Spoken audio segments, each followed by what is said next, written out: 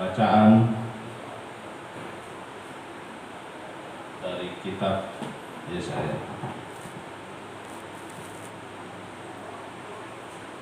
Dalam zaman Ahaz bin Yotam bin Uzziya Raja Yehuda, maka Rezin Raja Aram dengan Pekah bin Remalia Raja Israel maju ke Yerusalem untuk berperang melawan kota itu. Namun mereka tidak dapat mengalahkannya. Lalu diberikanlah kepada keluarga Daud.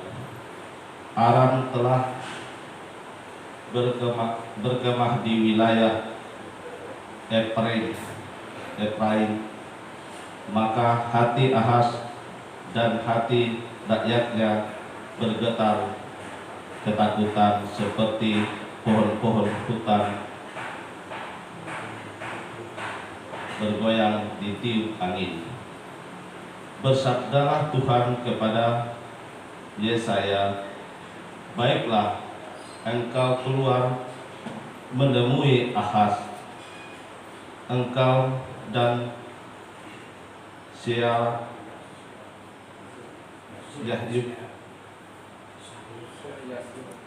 Yasyub anakmu laki-laki ke ujung seluruh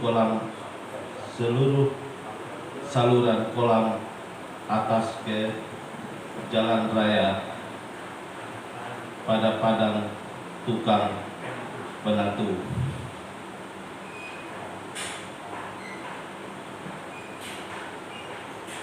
Dan katanya, janganlah takut dan janganlah hatimu kecut, karena kedua Rezin dari Aram dan anak Remalia, sebab Aram dan Efraim dengan anak Remalia telah merancang yang jahat atasmu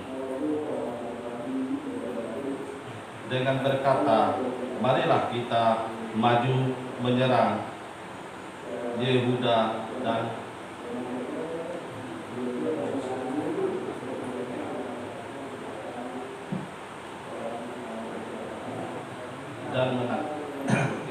menakut-nakutnya serta merebutnya. Lalu kita mengangkat anak Tabel sebagai raja di tengah-tengahnya. Beginilah sabda Tuhan Allah, hal itu tidak akan sampai terjadi, sebab ibu kota Aram ialah Damsik, dan kepada Damsik ialah Rajin. Ibu kota Efraim ialah Samaria, dan kepada Samaria ialah anak Remalia. Dalam 65 tahun Efraim akan pecah, tidak menjadi bangsa lagi. Jika kalau tidak percaya, niscaya kalian tidak jaya. Demikianlah sabda Tuhan. Syukur kepada Allah.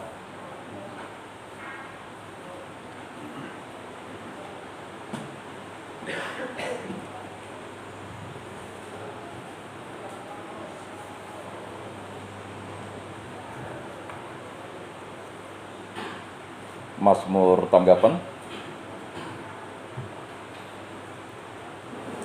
Allah menegakkan kotanya untuk selama-lamanya. Allah menegakkan kotanya untuk selama-lamanya. Agunglah Tuhan dan sangat terpuji di kota Allah kita. Gunungnya yang kudus, yang menjulang permai adalah kegirangan bagi seluruh bumi. Allah menegakkan kotanya untuk selama-lamanya. Gunung Sion, pusat kawasan utara, itulah kota Raja Agung. Dalam puri-purinya Allah memperkenalkan diri sebagai benteng. Allah menegakkan kotanya untuk selama-lamanya. Lihat, raja-raja datang bersekutu dan maju serentak menyerang. Demi melihat kota itu, mereka tercengang-cengang. Kacau balau lalu lari kebingungan. Allah menegakkan kotanya untuk selama-lamanya. Kegentaran menimpa mereka di sana. Mereka mengerang seperti perempuan yang hendak melahirkan. Tak ubahnya seperti angin timur yang menghancurkan kapal-kapal Tarsis. Allah menegakkan kotanya untuk selama-lamanya.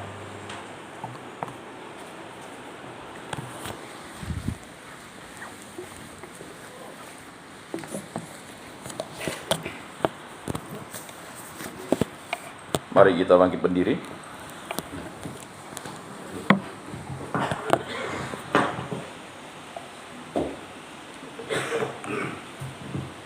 Haleluya, haleluya, haleluya,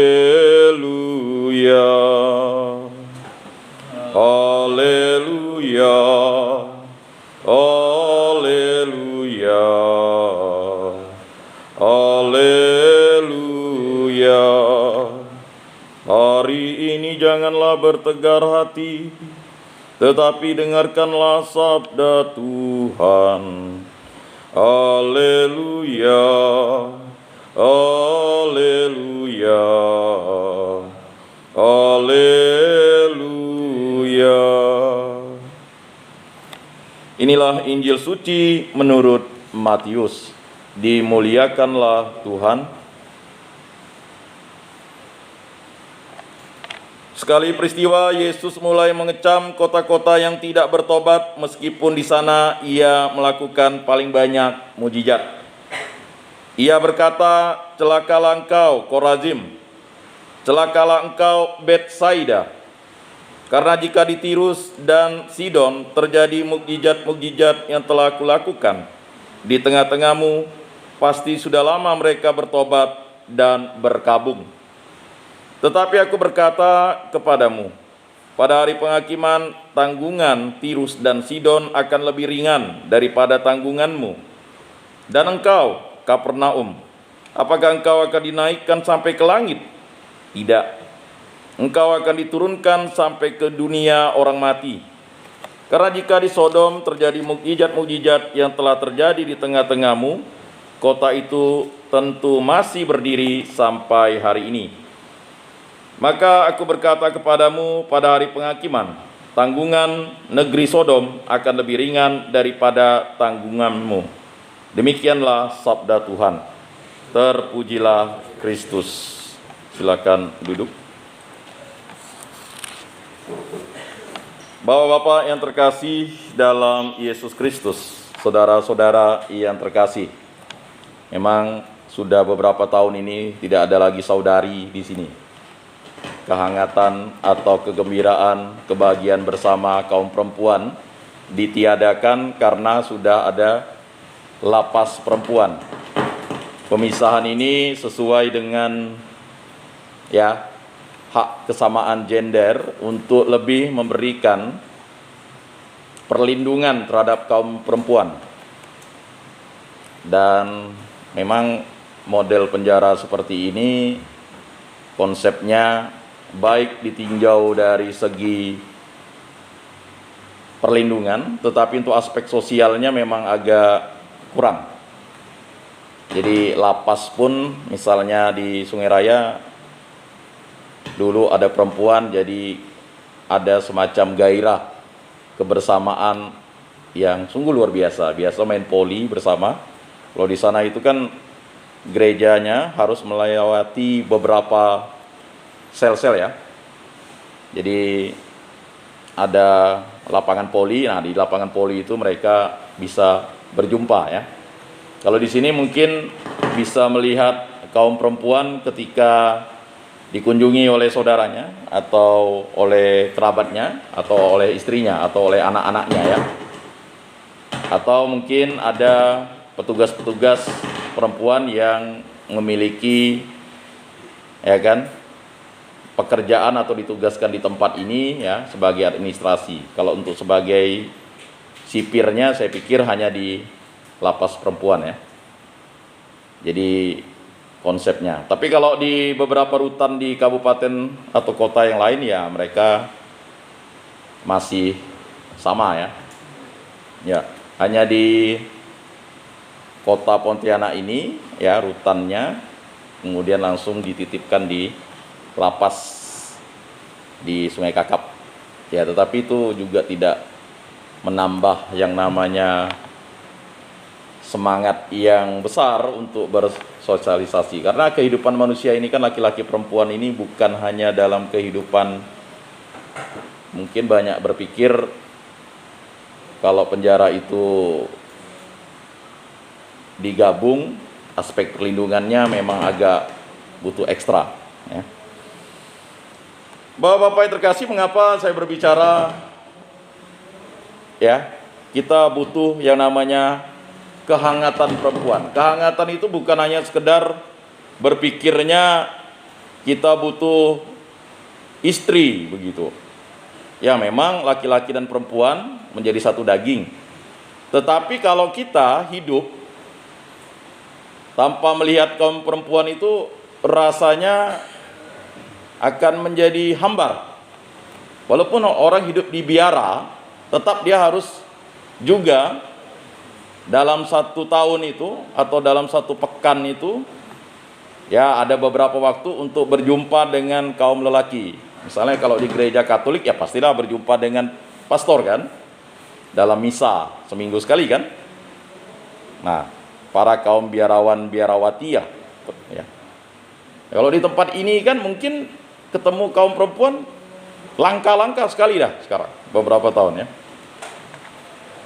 Nah, kita bisa rasakan ada kekurangan bahagianya kita. Kekurangan bahagia itu terjadi pada saat perpecahan ya, pada bangsa Israel. Masing-masing menganggap dirinya jantan. Ya kan? Tetapi akhirnya mereka harus bertekuk lutut, ya kan? Karena akibat ulah perempuan. Ini ya. Apa yang terjadi dengan Daud? Daud harus bertekuk lutut, ya kan, pada istri Uria. Dia disebut terus tuh, istri Uria, walaupun namanya Batseba ya. Tapi dia disebut istri Uria. Ya kan? Untuk menandakan bahwa Daud merebut istri Uria. Uria tidak mau menjatuhkan marwah atau nama baik Daud karena Uria percaya Daud itu adalah utusan Tuhan. Ya, justru Uria memberikan istrinya itu, bahkan dia tidak mau masuk. Nah, akibat itu, ya, apa yang terjadi? Batseba, ya kan, karena yang sudah kehilangan suami, ya, kehilangan anak, kan anak hasil hubungan gelapnya itu kan meninggal, abangnya Salomo itu ya. Nah, lalu dia membisikkan kepada Daud, nanti anak dari keturunanku inilah yang akan menjadi atau pewaris tahtamu. Ya, kata Daud. Karena Daud merasa bersalah kan. Seharusnya kan bukan Salomo kalau kita ikut istri dari istri pertamanya harusnya. Kalau istri pertamanya tidak ada anak laki-laki, dari istri keduanya kan begitu.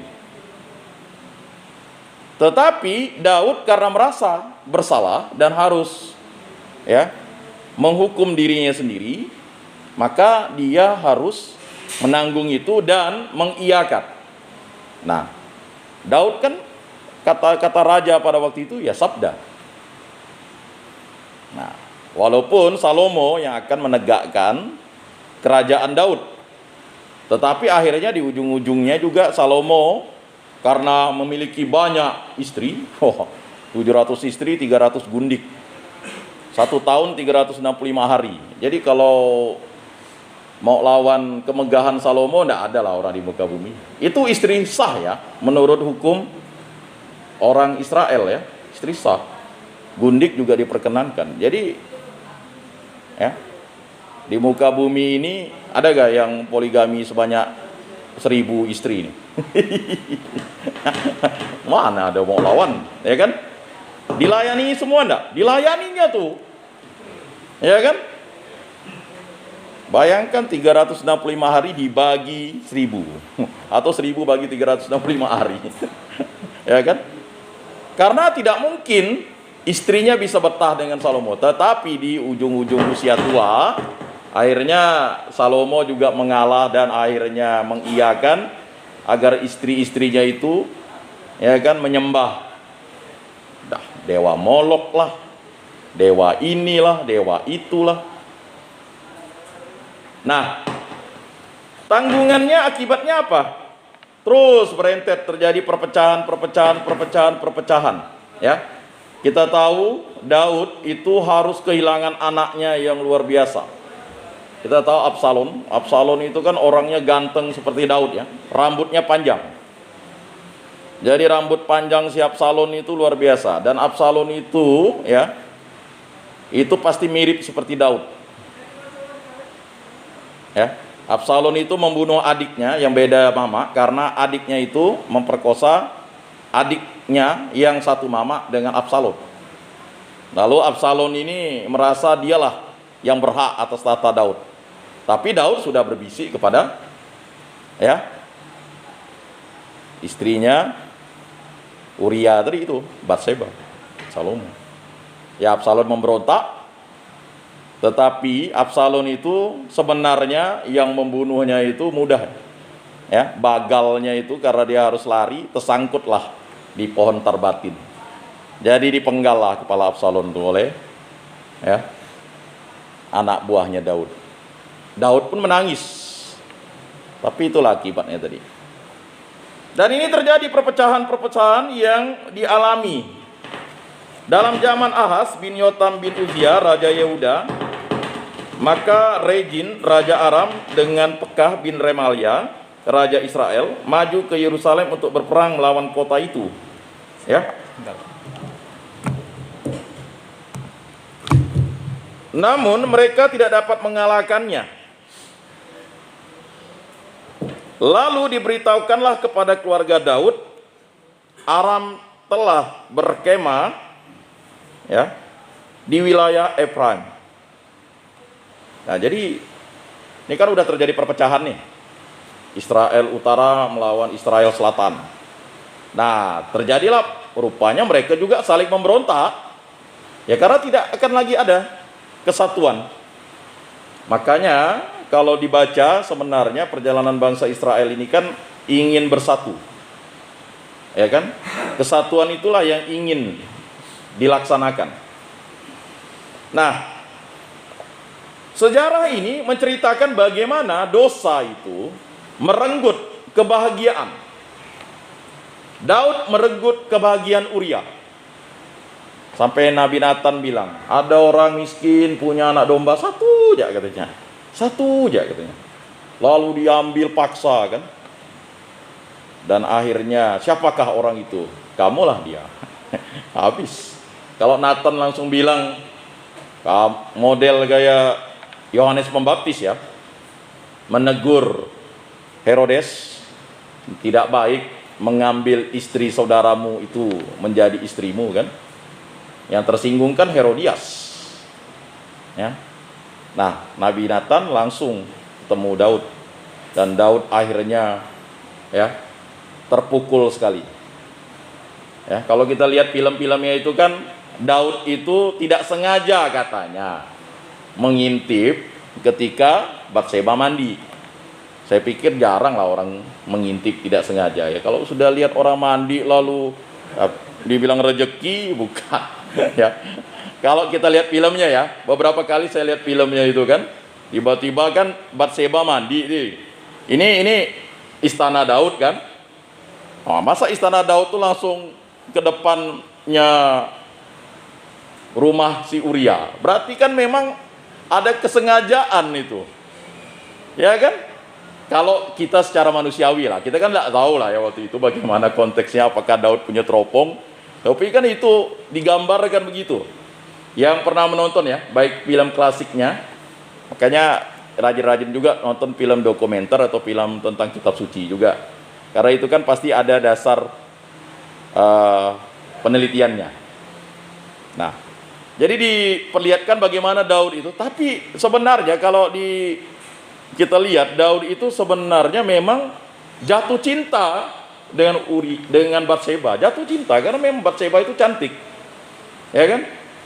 Salomo itu kan ya wajahnya itu kalau digambarkan itu ya perpaduan antara Daud dan Batseba. Jadi antara yang sangat ganteng dan sangat cantik itu bagaimana tuh? Payahlah kita untuk melukiskannya ya. Jadi itu orang tidak ada duanya lah di muka bumi waktu itu. Maka sampai ratu dari selatan itu sampai bertekuk lutut di hadapan Salomo kan. Walaupun tidak dijadikan istrinya, karena Salomo tahu tidak mungkin kan menggabungkan dua kerajaan itu. Ya, tapi kan semua emas, perak itu diberikan sampai ya istri-istri Salomo itu dikasih sutra dan kain yang paling mahal.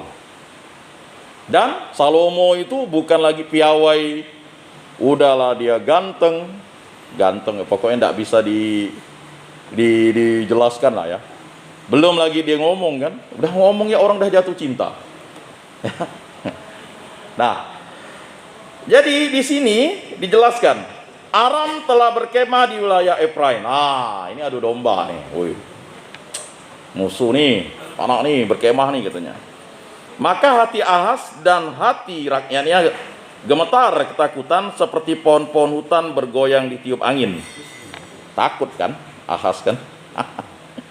Karena kita tahu bahwa ya dia tidak kalah menjadi penerus raja yang sah. Dia kan rajanya tuh berputar-putar karena apa? Ya, dia saling membunuh sehingga tidak jelas jadi ujung-ujungnya. Ya, maka ya bersabdalah Tuhan kepada Yesaya, baiklah engkau keluar menemui Ahaz. Jadi Yesaya ini kan sebenarnya dia katakan dirinya najis bibir ya, suka nyumpah orang. Jadi kalau Yesaya ini suka nyumpah orang. Makanya waktu dia bilang saya najis bibir itu sebenarnya tidak bisa dia. Ya, bapak-bapak mungkin ya tahulah najis bibir gitu. Kalau ngomong jorok, ya memaki dan sebagainya ya. Tetapi apalah artinya najis bibir kalau itu adalah perintah dari Tuhan Allah.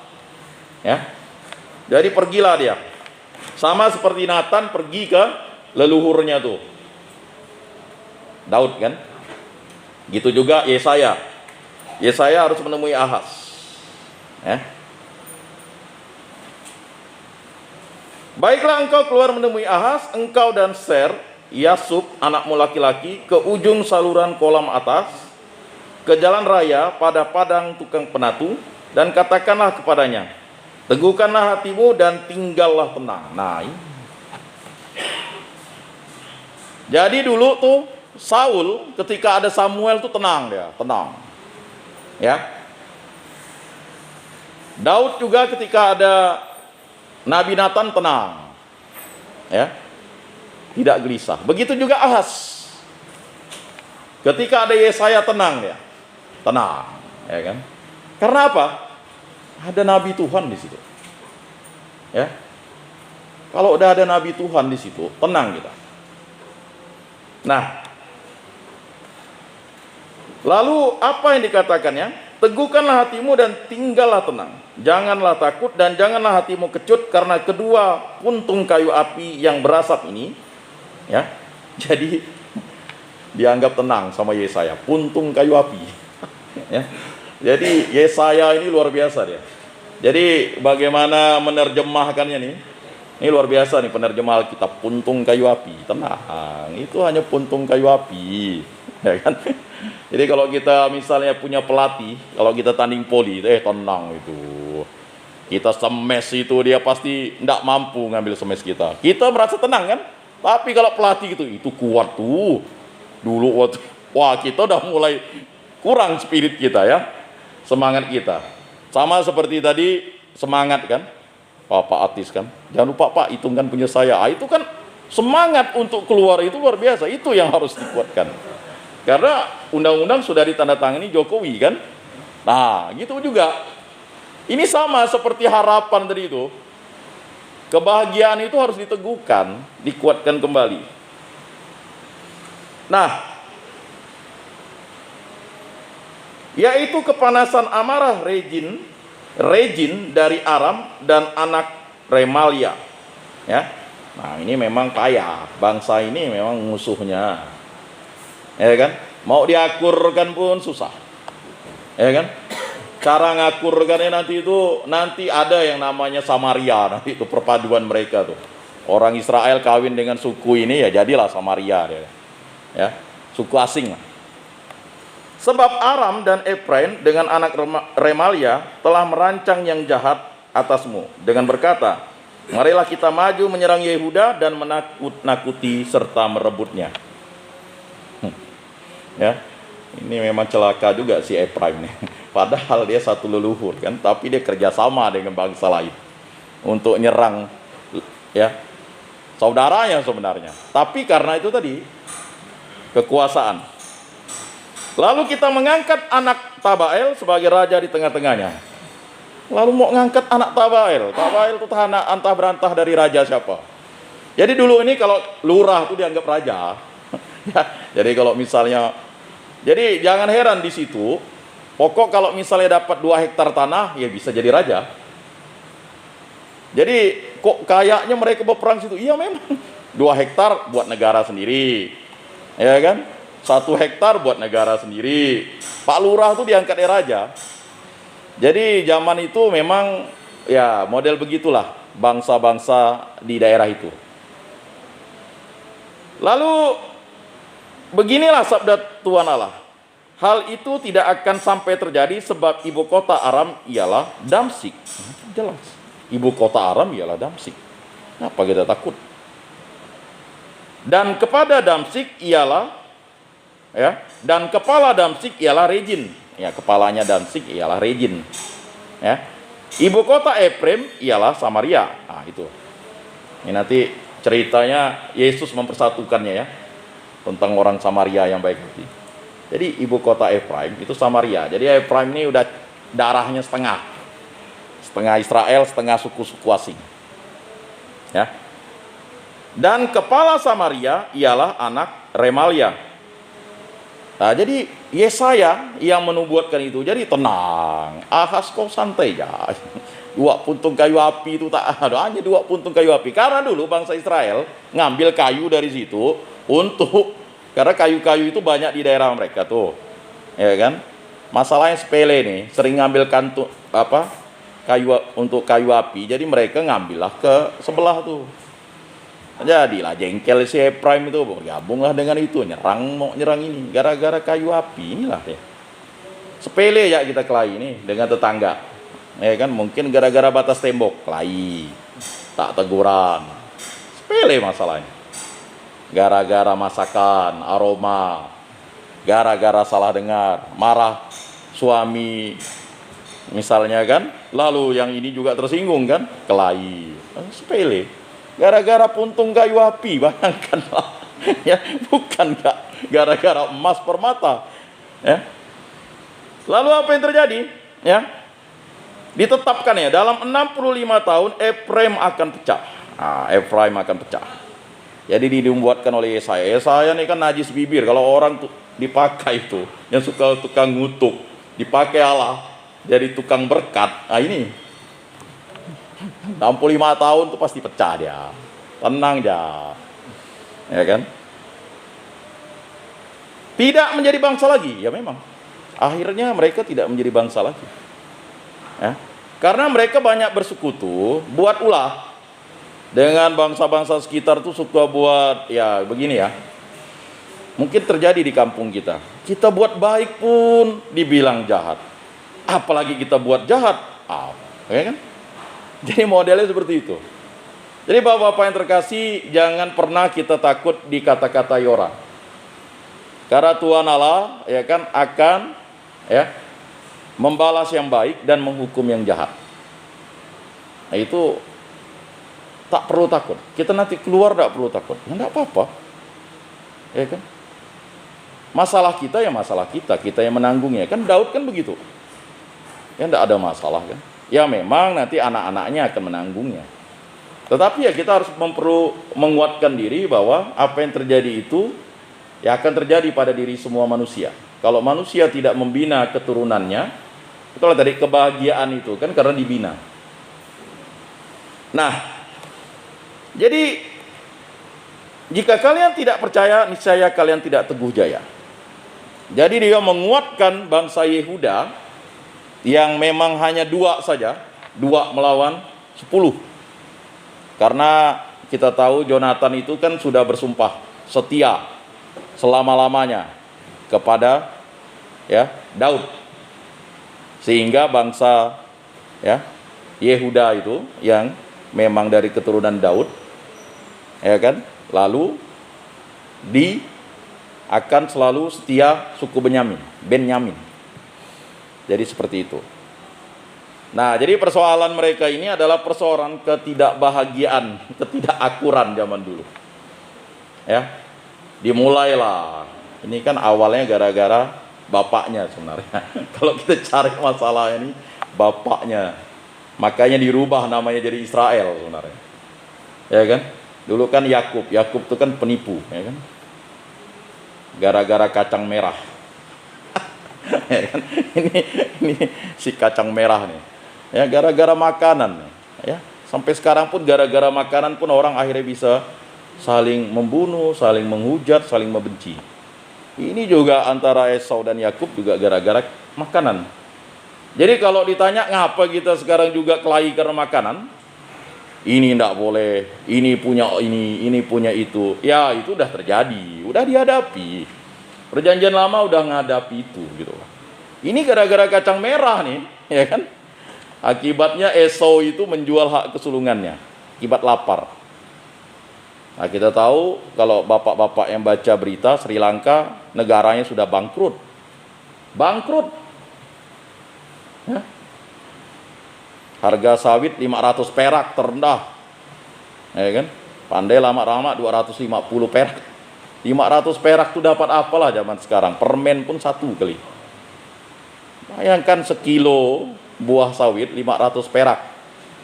Ya kan? Anggaplah buah sawit itu 30 kilo. Baru berapa ribu kan begitu. 15.000 kali ya. Ya lumayan lah daripada ngaret gitu. Ya, tapi itulah tadi. Dampak krisis sekarang ini terjadi karena apa? Karena adanya ketidakmandirian. Maka bapak-bapak kalau setelah keluar dari tempat ini ada tanah, silakanlah diolah. Ya, mungkin yang punya tanah 1 hektar jangan tanam sawit semua, tanamlah padi. Ya kan, kita kan ya jadi pengamat ekonomi katakan ya, kalau kita itu nanam bahan keras saja bahaya. Kita ini kan perlu makan. Dulu orang di kampung kan tidak perlulah macam-macam, yang penting makan, minum. Makanya yang penting itu adalah pangan, air bersih. Sumber energi kan udah dikasih Tuhan, matahari, mau jemur apa segala kan. Nah itu.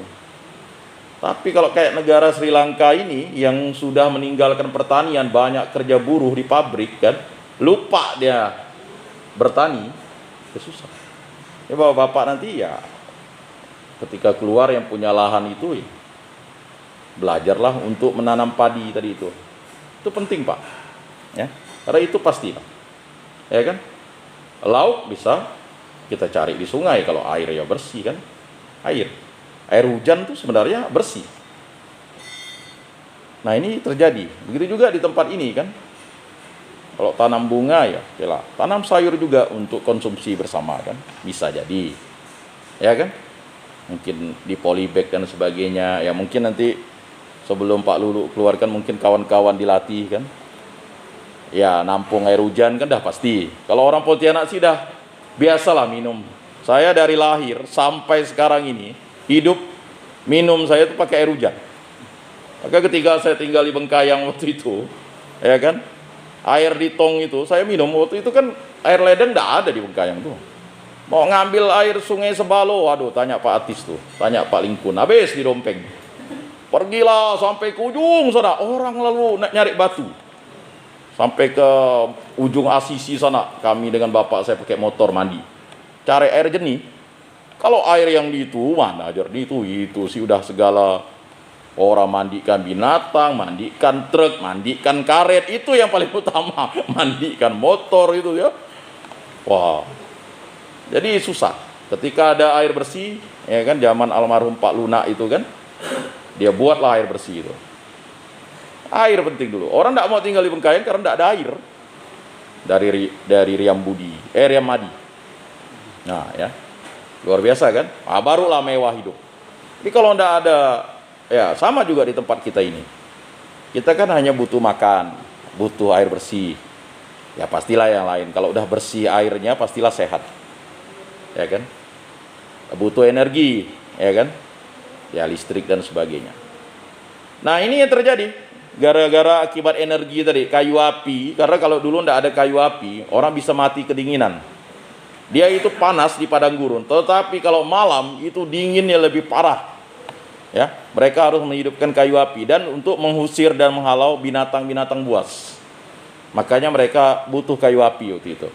Jadi mereka bertengkar ini karena yang pertama masalah, ya kan? Kalau nanti kayu api itu dibabat, lalulah mereka itu tumbuh padang, ya kan? Lalu mereka bisa berladang. Ah, ini sengketa lahan nih. Ya. Jadi sama seperti yang terjadi nih. Jadi kalau udah kayu api kan anggap mereka udah nebas nih. Kalau orang di kampung itu kan gitu ya. Kalau udah nebas itu kan pampasnya tuh. Ah, ini lahan dia. Oh, tanahnya makin besar kan. Ini orang si Ephraim enggak terima kan. Nah, habis itu juga yang sebelah tuh. Nah, lalu nantilah buat dia ke lahan di situ. Nah, lama-lama kan sumber airnya tuh diambil tuh di situ. Kayak misalnya anak buahnya Abraham dan anak buahnya si ponaannya itu, ya, Lot berkelahi gara-gara air kan. Jadi sebenarnya kehidupan kita ini tidak bahagia gara-gara berebut yang namanya makanan, berebut yang namanya, ya kan, air tadi itu, berebut yang namanya, ya, sumber energi juga. Ya, perang Rusia dan Ukraina ini kan masalahnya bukan hanya, sebenarnya kalau dilihat sederhana, ya masalahnya itu saja. Begitu juga dengan, ya, negara Sri Lanka. Ada 3 negara ya, tetapi yang paling parah katanya Sri Lanka bangkrutnya. Ya. Nah, kalau sudah bangkrut nanti gimana? Yang kaya belinya. RRC itu sudah beli beberapa negara di Afrika. Ya. Jadi uangnya pakai yuan. Ngomongnya nanti orangnya sukunya lain kok ngomongnya Mandarin. Jangan heran nanti. Karena negara dari beli sama RRC. RRC udah kelimpahan uang. Di sana kalau orang nyimpan duit enggak ada bunga ya, hanya untuk pengamanan. Makanya mereka rajin dia investasi ke daerah-daerah, ya, negara-negara di Afrika, negara Timur Tengah yang sudah dibeli ya. Jadi nanti ujung-ujungnya ya penjajahan ekonomi ini luar biasa. Nah, maka untuk itu kita harus menghadapi itu. Maka apa yang dikatakan oleh Mazmur, ya, Allah menegakkan kotanya untuk selama-lamanya. Allah menegakkan kita. Sekejam apapun dunia, anak-anak Tuhan itu tetap akan bertahan. Kotanya ini kan kita-kita sebenarnya.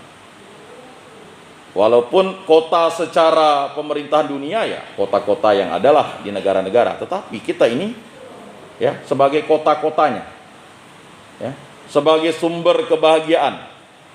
Ya. Agungkanlah Tuhan dan sangat terpuji di kota Allah kita. Jadi kita harus mengagungkan Tuhan. Jadi bapak-bapak nanti kalau sudah keluar ya, jangan lupa ya mengagungkan Tuhan. Ya, tidak perlu gentar cerita bagaimana kesaksian di tempat ini.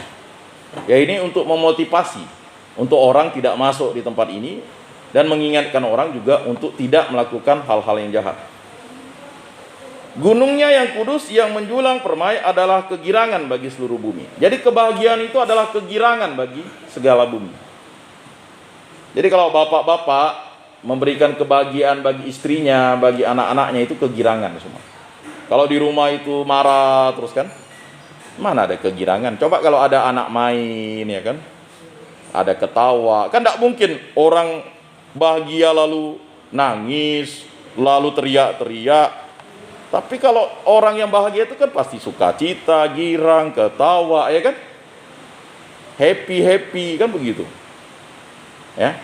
Bukan mabuk. Kalau mabuk lain, itu bukan happy. Itu lain cerita, ya. Gunung Sion, pusat kawasan utara, itulah kota Raja Agung. Dalam puri-purinya Allah memperkenalkan diri sebagai benteng. Ya. Jadi yang membentengi kita itu adalah Allah. Maka tinggallah di dalam aku. Allah yang membentengi kita. Kalau kita di luar Allah, kita pasti akan rubuh. Ya. Harus kita tinggal di dalam Allah. Ya. Kalau yang tinggal di luar Allah, ya habis. Lihat, raja-raja datang bersekutu dan maju serentak menyerang. Demi melihat kota itu, mereka tercengang-cengang, kacau balau, lalu lari kebingungan. Nah ini, bersekutu untuk menghancurkan kota Allah itu. Ya memang digambarkan di perjanjian lama, ya tadi itu. Ya, bagaimana Raja Ahaz itu ya sudah keteteran ya. Lupa dia ada Nabi Yesaya. Tenang katanya. Dua puntung kayu api Pak katanya. Mau ngelawan kita ini. Dan bisa itu katanya. Ya kan? Nah, kegentaran menimpa mereka di sana, mereka mengerang seperti perempuan yang hendak melahirkan. Nah, ini kan. Jadi tadi saya kaitkan dengan ini ya. Jadi laki-laki dan perempuan itu harus bersatu, tetapi ya kita tahu bahwa ya faktor penyebab Daud jatuh perempuan kan begitu. Ya, Salomo jatuh perempuan. Jadi iblis itu menggunakan. Simpson juga jatuh karena Delilah. Kemudian kita tahu Saul jatuh itu karena perempuan penyihir. Ya. Makanya Yesus mengangkat citra perempuan itu, ya, bahwa perempuan yang akan meminyaki aku dengan minyak narwastu itu, dialah yang merayakan tentang kematianku itu. Nah itu, ya. Tak ubahnya seperti angin timur yang menghancurkan kapal-kapal Tarsis. Nah, jadi Mazmur ini ingin mengatakan bahwa jangan takut, aku menyertai kamu sampai akhir zaman. Jadi Bapak-Bapak yang terkasih, bagaimanapun kegelisahan dunia ini, kekhawatiran, ya pandemi sudah melanda kita ini kurang lebih sebenarnya. Pandemi itu sebenarnya sudah dinyatakan di Indonesia pandemi ya 2 tahun lebih ini sebenarnya. Tapi kalau di Tiongkok itu sudah 4 tahun sebenarnya. Ya. Ada pandemi jenis baru hanya 2 hari ya katanya, 2 hari. Ya 2 hari, tapi 2 hari hati-hati juga ya. Ya kan? 2 hari demam, dia bisa sembuh yang sudah divaksin. Ya Bapak-bapak ini sudah divaksin ya semuanya? Udah ya, puji Tuhan.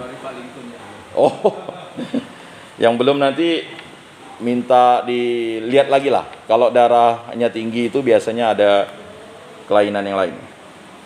Nah, mari kita dalami apa yang disampaikan oleh Injil Matius. Sekali peristiwa Yesus mulai mengecam kota-kota yang tidak bertobat, meskipun di sana ia melakukan paling banyak mujizat. Nah, ini anti klimaks dari apa yang dilakukan oleh Nabi Yesaya untuk menyelamatkan kota-kota yang dibangun oleh keturunan Yehuda. Sedangkan kota-kota yang tidak bertobat yang dibangun oleh keturunan Yehuda itu akan menjadi ya kota-kota yang terkutuk, walaupun banyak di situ terjadi mukjizat. Karena kegerangan hati, kegentaran hati. Ia berkata, celakalah engkau Korajim. Wah, ini udah selesai. Bayangkan Tuhan loh ngomong begini. Tuhan. Ini kalau udah kata celaka nih sangat sungguh tragis ya kota itu. Tuhan loh, bukan malaikat. Kita ingat Sodom dan Gomora itu bukan Tuhan, tapi diutusnya 2 malaikat saja Ya. Ini Tuhan. Celakalah engkau Betsaida. Dua kota ini, Korazim, Betsaida. Nah, bapak-bapak yang pernah ke Yerusalem tahu kota ini. Kota ini udah gersang sekali. Karena jika di Tirus dan Sidon terjadi mujizat-mujizat yang telah kulakukan di tengah-tengahmu, pasti sudah lama mereka bertobat dan berkabung. Jadi kota yang dulunya ini banyak manusia-manusia yang tidak kenal Tuhan, justru ini yang malah ya di Tirus dan Sidon ini. Terbalik dengan kota-kota yang seharusnya dia ini keturunan Daud, keturunan Yehuda, ngapa bisa begini nih kota ini? Ya. Dulu diselamatkan Allah, tidak dihancurkan Allah, tapi kok justru kota-kota ini kok tidak ada yang bertobat. Ini Matius ini keras ya, mengatakan ini benar firman dan sabda ini tidak diterima. Dan kita bisa tahu negara-negara yang tidak menerima firman Tuhan, firman Yesus Kristus itu, ya, negara-negaranya pasti runtuh perlahan-lahan. Ada yang runtuh sekalian, ya kan? Kita tahu dulu Uni Soviet tuh luar biasa ya. Bagaimana kekejaman. Tetapi bapak-bapak perlu tahu, ada namanya kota Vladimir di dekat Moskow. Dekat sih, 200 lah, 200 kayak Mempawah. Justru ya, mereka itu walaupun komunis, dia percaya tuh kota Vladimir itulah yang menyelamatkan Moskow dari invasi Hitler. Nah, jadi itu ada, makanya kota Vladimir itu penyangganya. Ya sistemnya saja dia komunis. Nah, tetapi di sini ya luar biasa sekali apa yang dikatakan Yesus itu. Tetapi aku berkata kepadamu, pada hari penghakiman tanggungan Tirus dan Sidon akan lebih ringan daripada tanggunganmu. Bayangkan. Jadi celakalah kita kalau kita tidak bertobat. Habis kita. Terutama yang sudah dibaptis. Kalau tak bertobat lagi, katanya selesai. Hidup di neraka. Ada orang yang belajar, betulkah ada neraka itu kan? Kalau udah disampaikan Yesus tuh, ya kan? Di situ hanya ada kegelapan, retak gigi dan api yang menyala-nyala, cacing juga. Masa lalu ya? Kalau orang beriman tidak percaya ada neraka, itu kacau nanti. Ya nanti buat apapun, ya kan, mau poligami, ngambil istri orang, ini, ya kan, kita kan sudah percaya Yesus, ya kan, tidak apa-apa kata ya kan, dalam nama Yesus, ya kan, boleh mencuri, ini kacau dari, ya kan, sama seperti Daud kan, ngambil istri Uria, akhirnya tanggungan, ya kan begitu. Nah, jadi jelas di situ, ya. Dan engkau Kapernaum, apakah engkau akan dinaikkan sampai ke langit? Wah, Kapernaum, kota para imam, para Farisi, ahli Taurat, kota. Makanya ya bapak-bapak yang terkasih, kita bersama ini adalah satu dalam Yesus Kristus, saling mengingatkan, saling mendoakan, saling menjaga. Ketika ada kawan bilang, mari kita berdoa, jangan marah. Kalau kita marah, pasti ada setan di dalam diri kita tuh. Jengkel benar dengarkan firman Tuhan. Berarti kita harus tahu tuh. Ya kan? Lama benar nih kalau misalnya dengarkan ini. Ya. Ada satu bapak di lingkungan kami, dia selalu jengkel dengan seorang bapak ini. Bapak ini masih hidup, walaupun saya tiap minggu ngantarkan komuni. Bapak ini kalau kasih renungan, udahlah suaranya pelan, lama lagi. Ya. Lalu bapak ini ngeritik.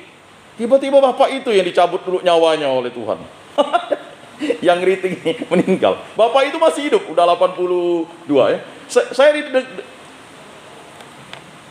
Saya bilang, jangan coba-coba. Walaupun itu dia hanya terbata-bata atau salah ngomong waktu dikasih renungan, dengarkanlah. Dengarkanlah, itulah sabda Tuhan melalui Bapak itu untuk uji kesabaran kita. Bapak itu jengkel. Dengar nanti. Dengar ya, pasti lama ini. Tahu-tahu bapak itu dia belum beranjak mau berapa hari 60 dicabut Tuhan dia SIM-nya. Sedangkan bapak ini masih panjang pula umurnya. Jadi jangan pernah kita, walaupun dia itu pengetahuannya dangkal, rendah, ketika dia berada di mimbar hamba Tuhan, walaupun dia salah ngutip firman Tuhan, terimalah dulu. Ya kan? Saya pun juga banyak kekeliruan, maka biasa saya putar-putar, oh salah nih, nanti saya perbaiki. Karena kita tidak ada yang sempurna. Tapi belajarlah untuk menerima itu. Sama juga nanti di kampung-kampung ya bapak-bapak yang terkasih. Tidak ada orang yang mimpin, bapak-bapak pimpin lah. Ya kan? Jangan pernah takut salah. Orang kritik tidak apa-apa kan. Tapi kalau tak ada pewartaan firman Tuhan di situ, nanti lebih parah nih nanti ini. Ya kan? Bayangkan Tirus dan Sidon ya kalau mendengarkan firman ini udah bertobat dari dulu. Nah, kalau dia tidak mau bertobat, saya ingat dulu ada di satu kampung itu, sekarang udah jadi PNS bapak itu. Kalau dia mukul lonceng, berapa orang yang datang? Anak-anak aja pak. Jam berapa ibadat tuh? Ya tergantung lah pak, kalau hari panas ya jam 9, kalau hari hujan. Wah katanya susah katanya. Orang motong gatah katanya. Kalau hari hujan orang kedinginan katanya. Mana betul nih? Ya. Berhentilah dulu ya. Kalau hari Minggu ke gereja lah. Sampai waktu itu saya tanya, loh ngapa ndak buka gereja paman? Dia orang ini ya, PB ya. Udah bosan dah khotbah katanya. Bagus motong gatah ya kan. Kacau juga. Kalau gereja tidak dibuka hari Minggu. Karena umatnya sudah bosan itu. Ya tidak boleh lah begitu. Ya. Jadi bapak-bapak nanti tolonglah. Kalau udah sampai di kampung, kalau memang sudah mulai misa atau ibadatnya, kan gereja itu rumah Tuhan untuk menyampaikan firman dan sabda Tuhan. Udahlah, ya kan? Walaupun pengetahuannya memang ya, tapi di tempat ini marilah belajar, kan? Ya, bapak-bapak. Intinya jangan pernah takut, walaupun salah nanti Tuhan yang akan membenarkan. Ya kan? Jadi bapak-bapak dididik di sini ini luar biasa. Ini saya pikir contoh model untuk penjara atau lapas atau rutan yang ada di Kalbar seharusnya. Bisa terlink ya? Belum Pak ya? Bisa. Maksudnya terlink di tidak hanya di Bengkayang tapi juga di Singkawang seharusnya nanti. Ya, diinisiasi. Ya, luar biasa kan? Itu kan berarti Kalimantan Barat sudah mulai itu. Nah, marilah. Karena apa? Nanti bapak-bapak itu lebih diterima oleh komunitas bapak-bapak dulu kan? Ya, yang preman-preman, yang memang ya hidupnya setengah gelap setengah terang kan lebih diterima ketimbang kami-kami yang berada di dunia putih katanya, padahal dunia abu-abu juga kita. Ya kan?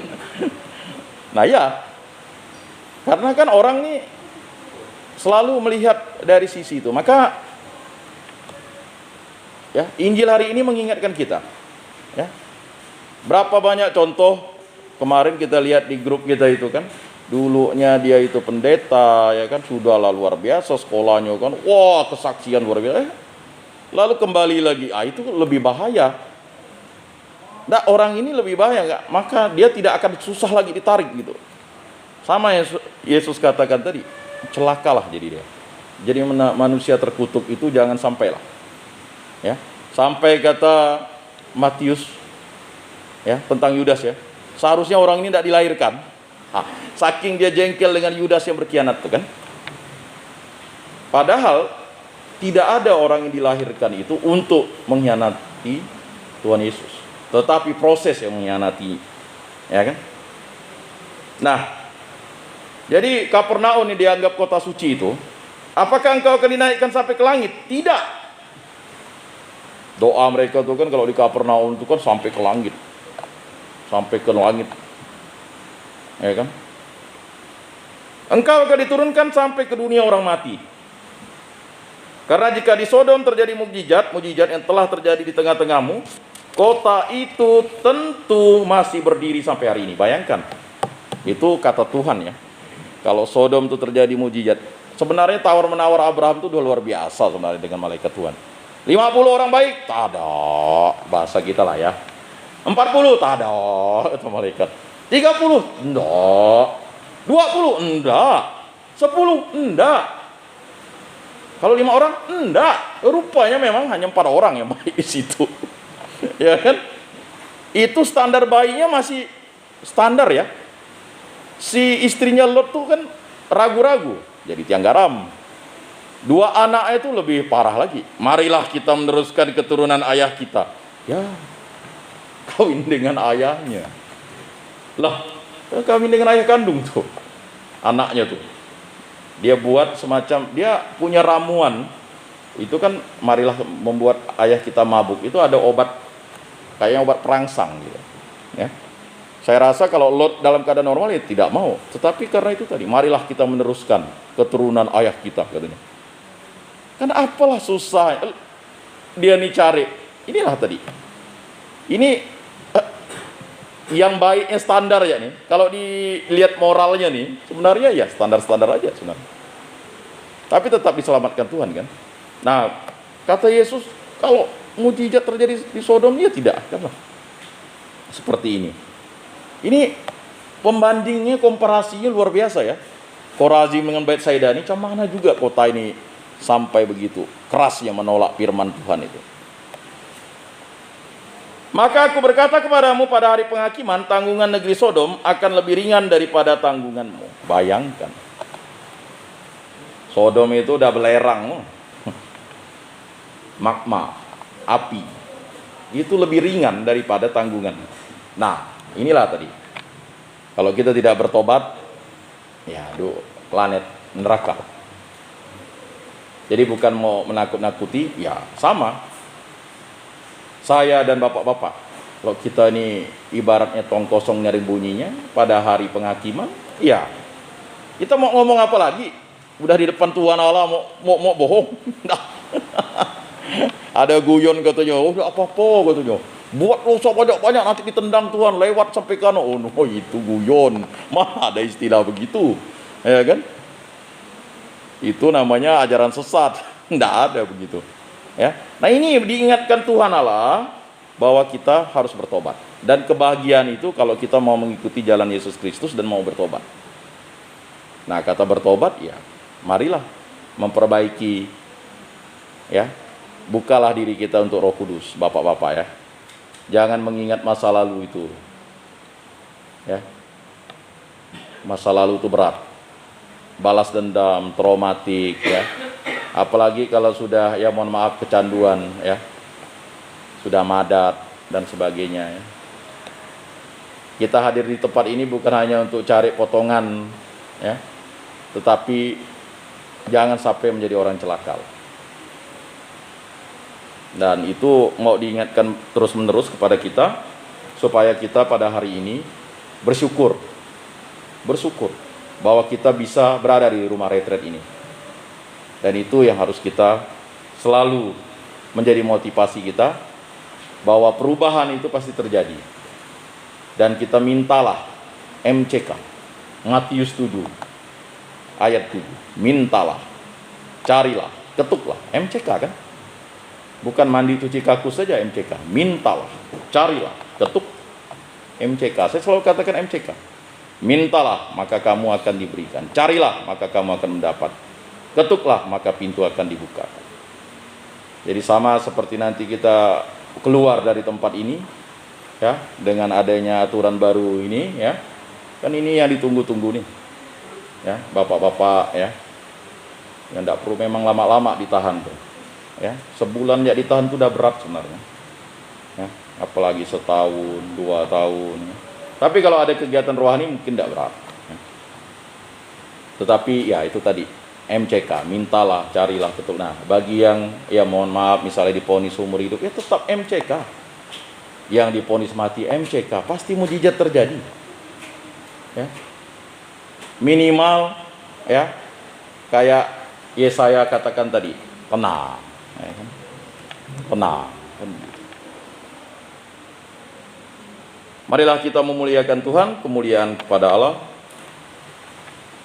Seperti pada permulaan, sekarang, selalu, dan sepanjang segala abad. Amin. Marilah kita mengakui iman kepercayaan kita. Aku percaya akan Allah, Bapa yang Maha Kuasa, pencipta langit dan bumi, dan akan Yesus Kristus, putranya yang tunggal Tuhan kita, yang dikandung dari Roh Kudus, dilahirkan oleh perawan Maria, yang menderita sengsara dalam pemerintahan Pontius Pilatus, disalibkan, wafat dan dimakamkan, yang turun ke tempat penantian, pada hari ketiga bangkit dari antara orang mati, yang naik ke surga, duduk di sebelah kanan Allah Bapa yang Maha Kuasa. Dari situ ia akan datang mengadili hidup dan mati. Aku percayakan Roh Kudus, Gereja Katolik yang kudus, persekutuan para kudus, pengampunan dosa, kebangkitan badan, kehidupan kekal. Amin. Marilah kita menyampaikan doa-doa permohonan kita.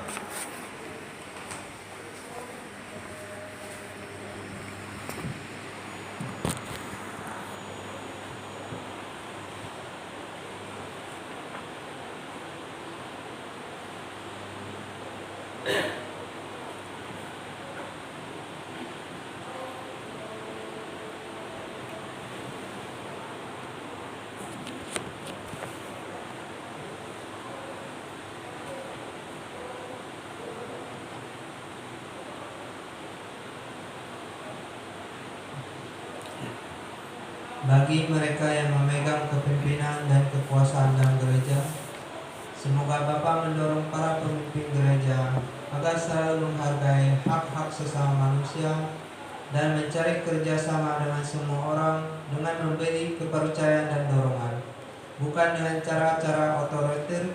Marilah kita mohon. Kabulkanlah doa kami ya Tuhan. Bagi orang-orang buronan, pengungsi, dan orang terlantar yang jumlahnya begitu besar di dunia dewasa ini, semoga Bapa mendampingi mereka semua agar mendapat tempat yang aman dan damai, suatu tempat tinggal dan tanah air yang tetap. Marilah kita mohon. Kabulkanlah doa kami ya Tuhan. Bagi mereka yang hidup bahagia dan sehat, serta dikelilingi sahabat-sahabat, semoga Bapa mendorong mereka yang lebih beruntung dapat bertindak menurut teladan Yesus dengan mengangkat saudara-saudari yang lelah dan kesepian, yang dipermalukan dan dilukai oleh kehidupan. Marilah kita mohon. Kabulkanlah doa kami ya Tuhan. Bagi kita semua, semoga Bapa membuka kebutaan mata hati kita agar terbuka bagi kebutuhan, air mata, dan kekhawatiran orang lain. Semoga kami menyadari bahwa mereka ditempatkan di jalan kami, supaya kami bertemu dengan Tuhan dalam diri mereka. Marilah kita mohon. Kabulkanlah doa kami ya Tuhan.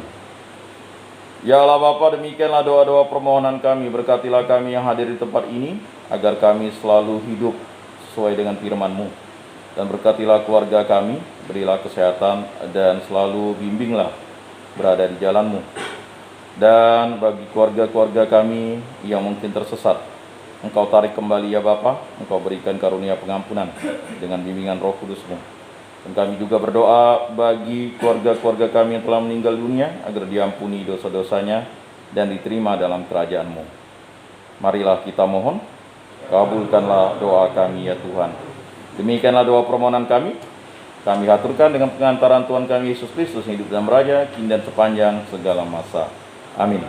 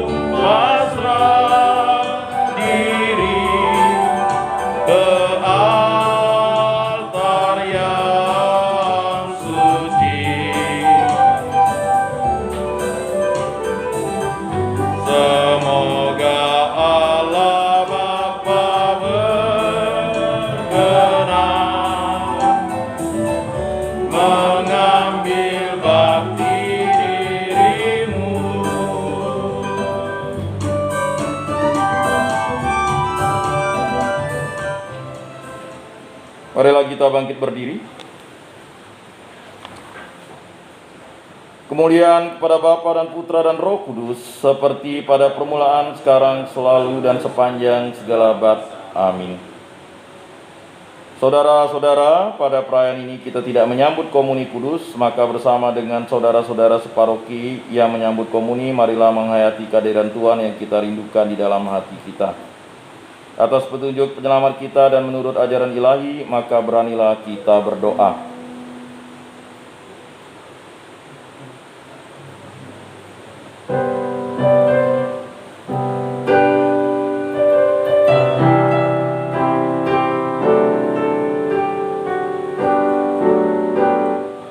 Kami di dalam surga, dimuliakanlah nama-Mu. Datanglah kerajaan-Mu, jadilah kehendak-Mu di bumi seperti di surga. Berilah kami rezeki pada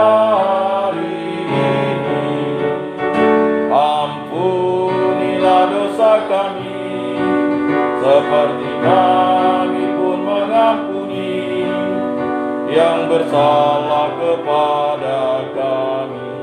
Jangan masukkan kami dalam cobaan, tapi bebaskan kami dari yang jahat. Sebab Tuhanlah Raja yang mulia dan berkuasa untuk selama.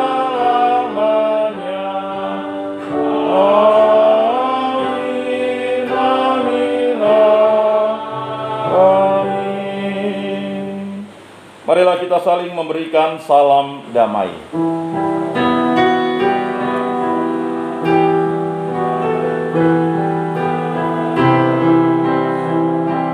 Salam damai Kristus bersertamu. Salam, salam. Saudara-saudara terkasih, Yesus bersabda, kamu memang sudah bersih karena firman yang telah kukatakan kepadamu. Tinggallah di dalam aku dan aku di dalam kamu, sama seperti ranting tidak dapat berbuah dari dirinya sendiri kalau ia tidak tinggal pada pokok anggur. Demikian juga kamu tidak dapat berbuah jikalau kamu tidak tinggal di dalam aku. Oleh karena itu marilah kita duduk dalam keheningan untuk menyatukan diri dengan Tuhan yang kini hadir bersama kita. Berbicaralah dengan Dia dari hati ke hati dengan mengatakan, Yesus, datanglah dan tinggallah dalam hatiku, jadikanlah hatiku seperti hatimu. Kita ulang sebanyak 3 kali. Yesus, datanglah dan tinggallah dalam hatiku, jadikanlah hatiku seperti hatimu. Yesus, datanglah dan tinggallah dalam hatiku, jadikanlah hatiku seperti hatimu. Yesus, datanglah dan tinggallah dalam hatiku, jadikanlah hatiku seperti hatimu. Pengumuman.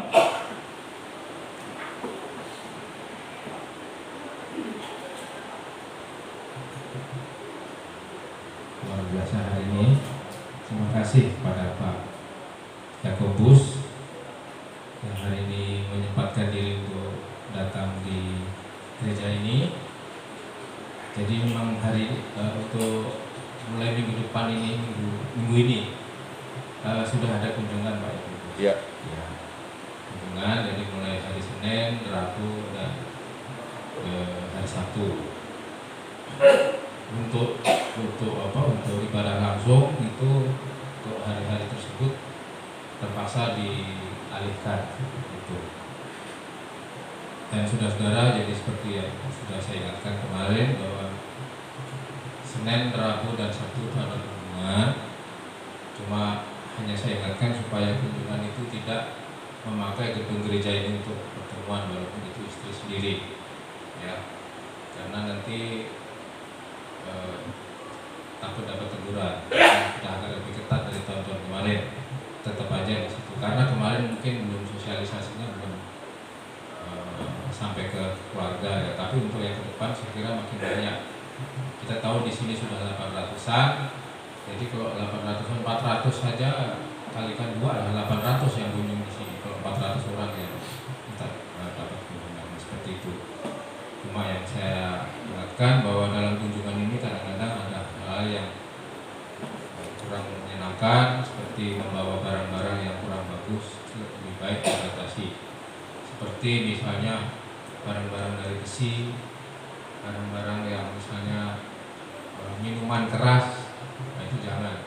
Seperti kemarin kawan kita membawa minuman keras, ya masuk ke situ selama seminggu. Jadi ini yang mesti kita jaga.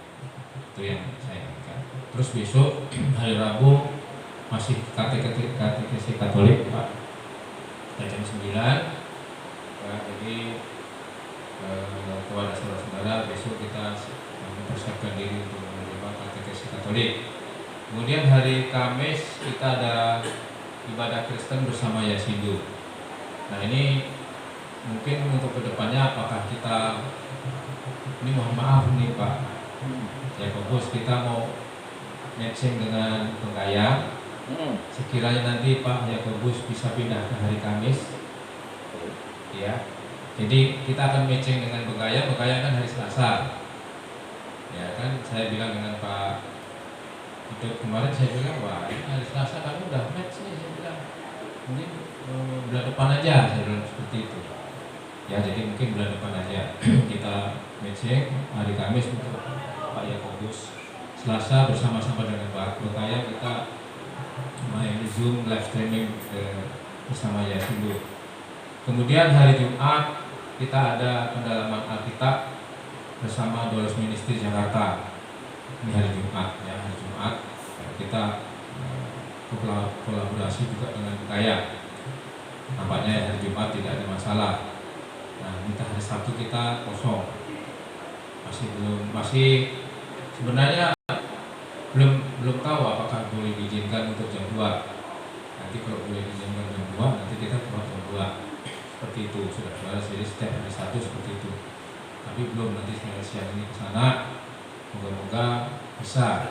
Karena untuk ke depan, minggu depan kemarin itu saya sudah cerita juga dengan Immanuel Ministry. Mereka kalau hari lain itu kan mereka kerja, semuanya kerja. Jadi hari Sabtu lah yang mereka kadang-kadang yang libur, yang minggu kan ada yang libur juga. Jadi terpaksa kita akan minta izin dulu dengan KPR. Moga-moga bisa hari Sabtu itu jam 2, ya Sabtu jam 2. Nah nanti masalah teknisnya gimana nanti saya akan cerita dulu dengan Pak KPR. Saya cerita dulu dengan KPR, nanti suratnya lewat Pak Kawal. Saya kira seperti itu. Untuk hari Minggu kita bersama dengan Rumah Kasih Salomo, ya Pak Pendeta Ferdo Sembiring. Ya betul Pak ya, Rumah Kasih Salomo ya. Nah, seperti itu. Jadi nanti Pak Agus yang Kristen tolong. Terus untuk kawan-kawan, saya tidak kegedean rumah besar GR kata orang, ya. Tetapi siapa tahu, ya. Ya contohnya macam Yohanes Bay tiba-tiba ada balik, gitu kan. Nah, mohon nanti Pak Murat, kemudian Pak On, nanti Pak On kan udah tahu sound system. Saya lihat pernah punya band, ya Pak On ya. Nah, mungkin bisa. Nah, jadi seperti itu. Memang ada beberapa sound system kita mungkin akan kita berikan lah. Ya nanti minta lewat Pak Andre. Ini dia punya amplifier untuk apa? Tip aktif itu harganya kurang lebih 400 sampai 800. Dalam kita beli, kita mencari donatur. Saya kemarin udah sampai sekarang kita belum dapat. Tapi untuk yang kecil-kecil ini kemarin Pak dari James sudah memberikan. Mungkin hari tinggal kita nunggu. Ya. Yang ini aja, yang ini biar kita jadikan untuk sound aktif. Kalau ada apa-apa ini aja yang kita bawa keluar. Karena kalau kita potong-potong ini, aduh, repot. Saya repot. Nanti Pak Murad ya, apapun terjadi, gereja ini tetap dimintai tolong untuk nanti upacara dan sebagainya. Ya, gitu. Jadi apakah nanti yang bekas soundnya Pak Abot ini kita jadikan sound pasif nanti bersama-sama dengan ini, ya nanti kita lihat lah. Karena kalau ini nanti dibawa keluar, kita mungkin kalau mati lah, udah repot. Ya, saya takut karena kalau saya sih memang saya jaga, jangan ada orang lain yang mentakutkan di luar gitu. Ya tetap apapun terjadi, lihat saja mulai dari zaman siapa. Tanya Pak Andre, tetap kita yang dimintanya Pak Andre. Apalagi kadang-kadang kita nyopot yang di atas ini mesti hati-hati. Bagaimanapun kita jaga, ya siapapun itu. Satu. Yang keduanya, nanti kalau sudah jadi pengurus nih jangan bangun siang Pak. Ya, karena di sini jam 7:30 itu sudah ada yang berdoa di sini. Ya, kalau malam sih enggak lah, kalau subuh enggak, bangun siang itu langsung buka pintu aja. Dan yang harus dijaga Pak, harus dijaga. Di sini jangan percaya dengan orang. Ya, hari itu saya nyoba-nyoba, saya buka pintu ternyata ada yang buka mau masuk sini. Walaupun memang lihat mau cari saya, tetapi siapa tahu ya. Ya, siapa tahu kita di sini tuh nggak bisa dipercaya lah. Nanti ada aja yang bilang. Dulu laptop hilang aja minta tebus sama Andre 3 juta. Nampaknya beli baru dapat 3 juta aja Andre. Udahlah, akhirnya segala memori yang ada di situ kan sisi belakang aja. Ya seperti itu. Makanya dibikin kerangkeng yang tidak ada kerangkeng cuma yang di depan ini. Memang siapa tahu nanti zamannya setelah saya siapa yang saya tidak katakan dibikin aja kerangkeng juga. Karena bagaimanapun di sini ini sarangnya, ya sarangnya bukan kalau anda di luar kita sarangnya. Kelihatannya culun situ masih ada yang tukang curi ya, culun gitu. Dan kita baik-baik. Saya sudah mengalami sendiri. Saya kira seperti itu saudara-saudara, kita tetap kompak, tetap menjaga diri, jangan sampai ada hal-hal yang memalukan gereja terutama. Dari gereja ini masih inilah masih itu ya, susah ya. Jadi memang dosa itu paling nyaman. Nggak tahu itu dosa, tapi sebenarnya sudah tahu itu sebenarnya dosa. Dia pura-pura aja. Ya, saya juga menyadari kalau kadang-kadang berdosa. Pikiran kotor, pikiran itu kan.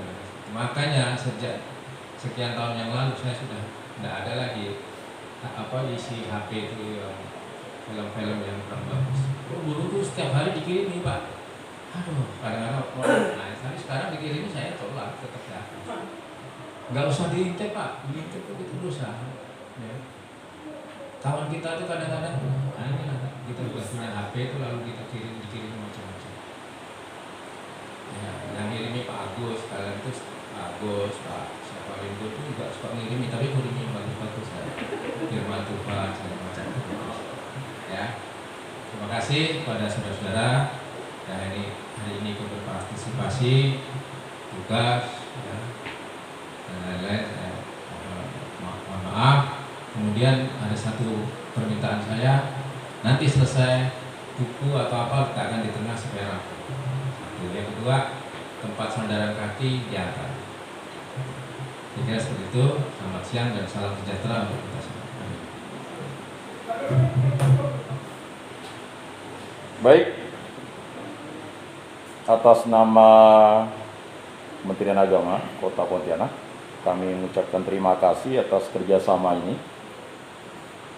Atas nama Kepala Kantor, kemudian penyelenggara Bimas Katolik dan penyelenggara Bimas Kristen, khususnya Pak Lajim tadi sudah menyampaikan salam pada pengurus gereja agar selalu beriman, bersatu, kompak, dan siapapun yang menjadi pengurus tetaplah menjalankan program yang sudah ada ini sebagai suatu model untuk pembinaan.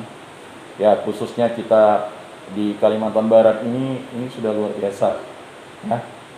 Jadi hal-hal yang ini dipertahankan dan yang menjadi pengurus tetap harus memang ya berkorban waktu, berkorban tenaga, berkorban biaya, berkorban perasaan, dan harus menjaga keamanan ini. Karena ya pasti nanti diceritakan bagaimana proses sampai seperti ini tidaklah mudah. Tetapi yang paling penting adalah bapak-bapak ya tempat ini sudah ada, jangan sampai kegiatan-kegiatan yang sudah dirancang yang saya rasa luar biasa.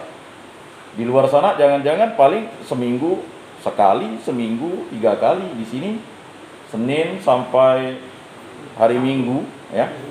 Senin, Selasa, Rabu, Kamis, Jumat, ya. Sabtu, Minggu full, ya. Ya. Jadi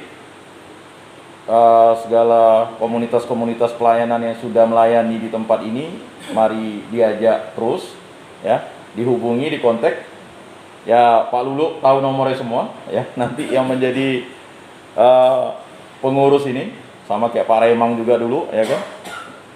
Nah, memang harus dikaderkan terus, ya. Bukan mengharapkan orang yang jadi pengurus tuh yang paling lama yang diponis di sini, ya, tidak. Tetapi nanti itu harus diteruskan, ya, supaya jangan sampai terputus. Jadi itu. Kemudian juga sekali lagi mari kita terus menjadi pewarta di sel-sel kita, tolong diajak kawannya, ya, karena untuk mengajak itu sangat susah kalau tidak mulai dengan doa. Kalau kita hanya mengajak saja, tidak mohon bantuan Roh Kudus supaya dia diajak, sampai kita tarik pun susah. Tetapi kita ada usaha untuk mengajak mereka ini, ya. Kita mendoakan supaya anak-anak Tuhan ini makin berkurang, ya. Dan bagi yang, nah ini juga bagian bagaimana kita untuk dapat remisi kalau kita tidak hadir di kegiatan ini, kan. Kalau 7 kali kegiatan rohani lalu dilihat, kan, oleh negara, oh luar biasa.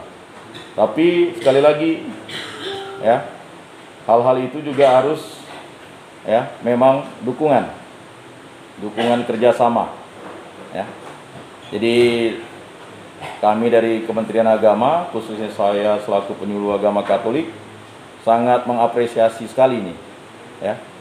Dan mohon kepada kawan-kawan atau saudara-saudara yang baru masuk, belajarlah dengan cepat, menyesuaikan diri, jangan pernah merasa diri terkutuk, karena inilah cara Tuhan menobatkan kita. Nah itu, inilah cara Tuhan menobatkan kita. Jadi jangan lalu berpikir yang aneh-aneh, ya. Inilah dia. Jangan-jangan waktu di luar dulu untuk datang, jangan-jangan gereja kita lewati, ya. Atau masih di tempat ini masih kita lewati, ya memang, ya sama seperti tadi firman yang kita sudah baca, ya. Jadi sekali lagi semangat, ya Bapak-bapak, bagi yang akan mengurus, dan moga-moga ya semakin banyak yang keluar dengan aturan baru ini. Dan jangan lagi kembali di sini untuk melayani. Nah, itu yang penting, motivasinya. Karena untuk kembali ke tempat ini, ya kan, kembali dibina, ya bapak-bapak sudah cukup merasakan penderitaan itu, ya jangan lagi lah, ya. Dan memang itu harus Bapak tulis dalam agenda bapak-bapak terkasih. Baik, mari kita bangkit berdiri, kita berdoa.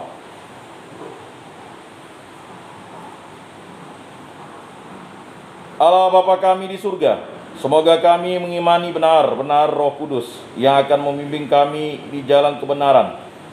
Berkatilah kami, pribadi lepas pribadi, keluarga kami, anak-anak kami, orang tua kami, semua handai tolan kerabat kami, agar kami selalu hidup dalam kebahagiaan bersama Yesus Kristus, Tuhan dan Juru Selamat kami, yang hidup dan meraja kini dan sepanjang segala masa. Amin. Saudara-saudara yang terkasih, sebelum mengakhiri ibadat ini, marilah kita menundukkan kepala memohon berkat Tuhan. Semoga Tuhan memberkati kita, melindungi kita terhadap dosa, dan menghantar kita ke hidup yang kekal, dalam nama Bapa dan Putra dan Roh Kudus. Amin.